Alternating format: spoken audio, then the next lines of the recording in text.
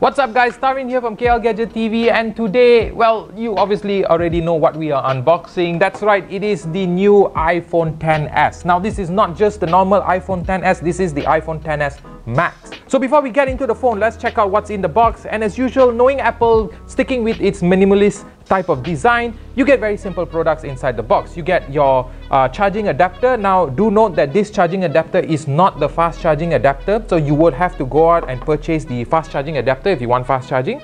And then of course we have the lightning cable, and lastly of course we have the Apple EarPods. Now this is not the wireless version, this is the wired version, but they were nice enough to make the lightning port, so you don't have to need a dongle. In fact, this box doesn't come with a dongle, so if you want to use your own custom earphones, then sadly you will need to go and purchase an Apple dongle. As I mentioned before, it takes a lot of design elements from the previous iPhone X. The camera placements in the same location, you still have the glass back on the front.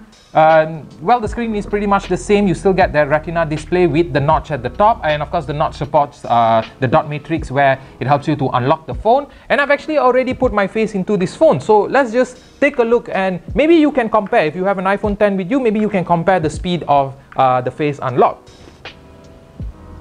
And there you go, we are unlocked and already in the phone. So I think that's pretty fast. So specs wise, the phone comes with a 6.5-inch display, 4 GB of RAM, and using a 3174 mAh battery. Some of you might think that the batteries on iPhones are obviously pretty small compared to even entry-level Android phones, but you have to understand one thing, that the iOS, it's a very optimized system, and after all, Apple is building the iOS for only one type of phone, which is the iPhone. So optimization is definitely top-notch. Now other than that, it also comes with the A12 Bionic processor. Now that is apparently Apple's latest processor, and if some of you have actually kept up with the news, apparently the A12 processor is still ahead compared to many of the other Android mobile operating processors out there.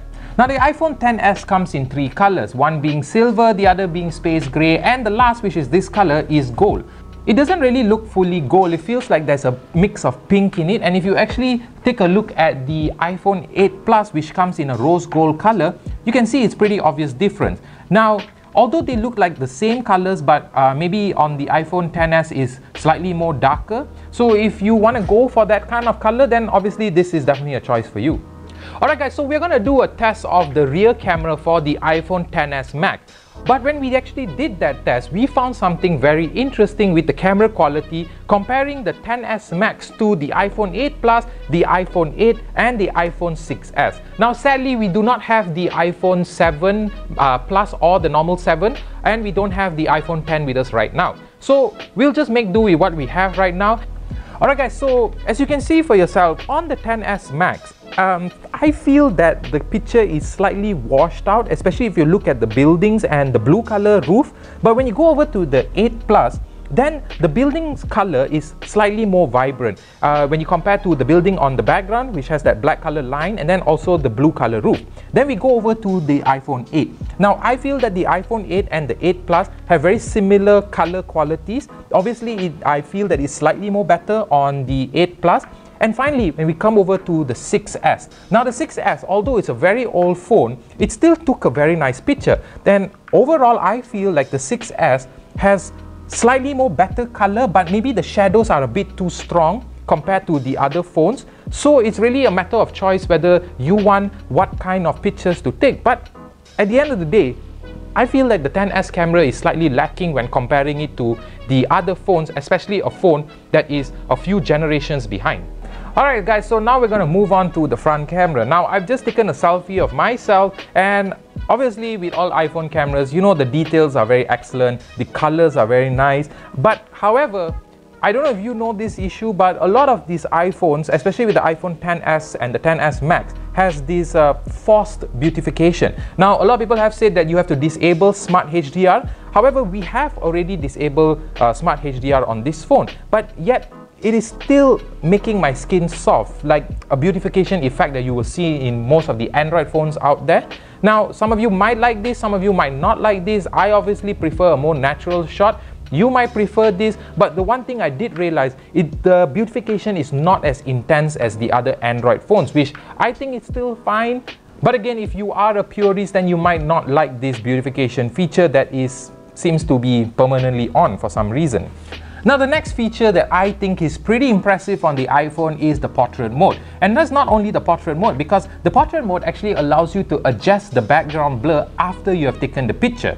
So as you can see here for yourself, I've already taken a picture of one of our colleagues in the office, and this is with portrait mode on. Now, it's already done a background blur for me, and one thing I really like about this background blur is not so intense compared to many of the Android phones out there.